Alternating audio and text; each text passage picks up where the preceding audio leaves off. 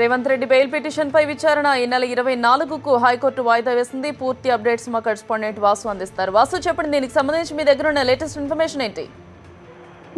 గౌతమి, నోటుకు ఓటు వ్యవహారానికి సంబంధించి కూడా నిందితులు ముగ్గురు రేవంత్ రెడ్డి సహా సెబాస్టియన్ తో పాటు ఉదయ్ సింహల బెయిల్ పిటిషన్ వాళ్ళు మొన్న హైకోర్టులో దాఖలు చేయడం జరిగింది. ఈ రోజు విచారణకు వచ్చినటువంటి ఆ బెయిల్ పిటిషన్ పై కూడా హైకోర్టు విచారణ జరిపింది. దీనికి సంబంధించి కూడా ఏసీబీని కౌంటర్ దాఖలు చేయాలని కోరింది. 24 లోపు అంటే ఈ కౌంటర్ అంటే బెయిల్ పిటిషన్ సంబంధించి కూడా వీళ్ళంతా కూడా రేవంత్ రెడ్డి ఏదైతే నేను ప్రజాప్రతినిధిగా ఉన్నాను, ఈ యొక్క కేవలం ఈ కేసు నిందితుడిని మాత్రమే అని చెప్పేసి చెప్పడం జరిగింది. ఇప్పటికే 14 రోజుల గతంలో ఇచ్చిన రిమాండ్ ముగిసిందని కూడా గతంలో ఇచ్చినటువంటి ఏసీబీ కోర్టు కూడా పిటిషన్ కొట్టేసిన బెయిల్ పిటిషన్ కొట్టేసిన నేపథ్యంలో కూడా మరొకసారి హైకోర్టును ఆశ్రయించారు. దీనికి సంబంధించి హైకోర్టు ఏసీబీని కౌంటర్ దాఖలు చేయమని చెప్పింది. కానీ ఏసీబీ కూడా కౌంటర్ దాఖలు చేసిన కూడా సిద్ధమవుతుంది. ఏదైతే నేను ప్రజాప్రతినిధిని ఎమ్మెల్యేగా ఉన్నాను కాబట్టి నాకు బెయిల్ ఇవ్వాలని కూడా రేవంత్ రెడ్డి పిటిషన్ దాఖలు చేసిన నేపథ్యంలో కూడా కానీ ఎమ్మెల్యే కాబట్టే ఖచ్చితంగా ఇది సాక్షిని ప్రభావితం చేశాడు. కేసు చాలా కీలక దశలో ఉంది, అనేక మంది విచారించాల్సి ఉంది. ఇప్పటికీ పరిణామాలను బట్టి కూడా కౌంటర్ దాకా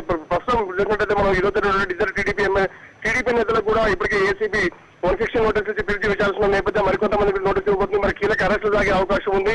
మరి 164 స్టేట్మెంట్ సంబంధించి కూడా సివిల్ స్టేట్మెంట్ స్వీకరించాల్సి ఉంది. కీలక ఆధారాలు ఇంకా చాలా పరిగణలోకి తీసుకొని విచారించాల్సిన నేపథ్యంలో కూడా ఎట్టి పరిస్థితుల్లో రేవంత్ రెడ్డికి బెయిల్ ఇవ్వద్దన్నటువంటి వాదనను ఖచ్చితంగా కౌంటర్ దాఖలు చేసే అవకాశం కనిపిస్తుంది. ఈ రోజు కూడా లేదు, రేపు ఏసీబీ కూడా ఈ యొక్క బెయిల్ పిటిషన్ సంబంధించి కూడా కౌంటర్ దాఖలు చేసే అవకాశాలు కనిపిస్తున్నాయి.